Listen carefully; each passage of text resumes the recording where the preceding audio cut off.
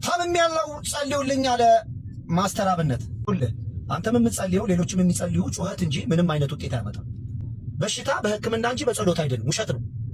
ማንም ድኖ አያውቅም።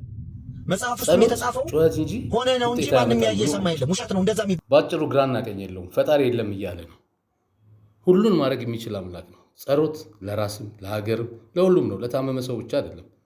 ሰዎች፣ እንስሳት፣ አረንጓዴ ተክሎች፣ አጠቃላይ ህይወት ያላቸው ፍጡራን እንዲኖሩ የተፈጠረላቸውን አንዳቸውም አልፈጠሩ። ፈጣሪ ሰው ፍጡር ነው፣ ፈጣሪ አይደለም። የተሰጠውን አእምሮ ተጠቅሞ ሊሰራ የሚችለው ጥቂቱን ነው። ጨርሶ መቼም ቢሆን ሊፈጥር የማይችላቸው ከፈጣሪ አንጻር እጅግ ብዙ ናቸው። ይህ ከየት ነው የመጣው? ምን አይነት ድፍን ነው? ብዙ ሃይማኖቶችን በቢሊየን የሚቆጠሩ ሰዎችን አላዋቂ አድርጎ አልፎ ፈጣሪ መድፈር እዛው በቤት አድርገው ሚዲያ ላይ ወጥተህ ይህን ማለት ህሊና ቢስነት ብቻ ሳይሆን ከዛም በላይ ነው። አስነዋሪ፣ ጸያፍና የሚያስጠይቅም ነው። እግዚአብሔር ለእኛ ከሰጠን ብዙ ስጦታዎች እስቲ አንዱን እናንሳ።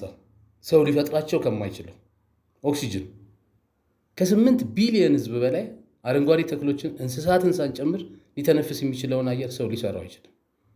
ለእኔ በምድር ላይ ቢሸጥ ውዱ ኦክሲጅን ነው።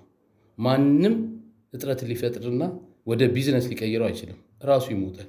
ይህ ትልቅ የእግዚአብሔር ስጦታ ነው። የሰው ልጅ ያለ ምግብ ያለ ውሃ የተወሰነ ቀን ሊኖር ይችላል።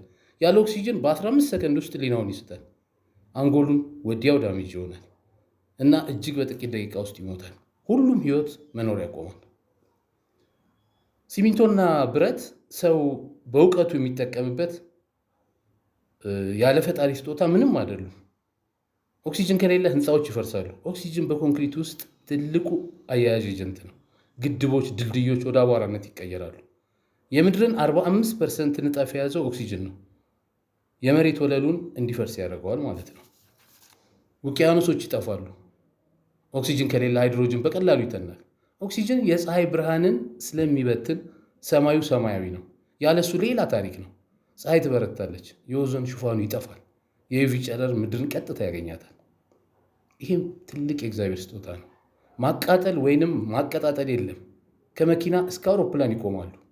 እግዚአብሔር ከፈጠራቸው እጅግ ብዙ ለፍጡራን መኖር ግብአቶች አንዱ የኦክሲጅን ጋዝ ማጣት ምድርን ያጠፋታል ማለት ነው። በማንኛውም ሃይማኖት የሚመለከው ፈጣሪ እጅግ ረቂቅ ነው።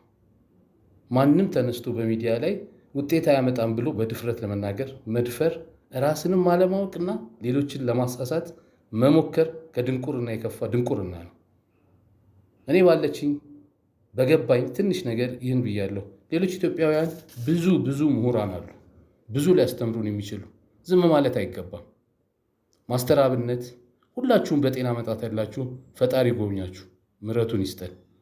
እሱ አይሳሳትም። የፈቀደ ሁሉ ይሆናል። ሁሉም ስራው ደግሞ ትክክል ነው። ሆነ ነው እንጂ ማንም ያየ የሰማ የለም ይላል። ይሄ ህሊና መታወቅ ነው። ለዚህ ህፃናት ልጆች በጨቅላ አእምሯቸው በንጹህ ልቦናቸው መልስ ሊሰጡት ይችላሉ። አመሰግናለሁ።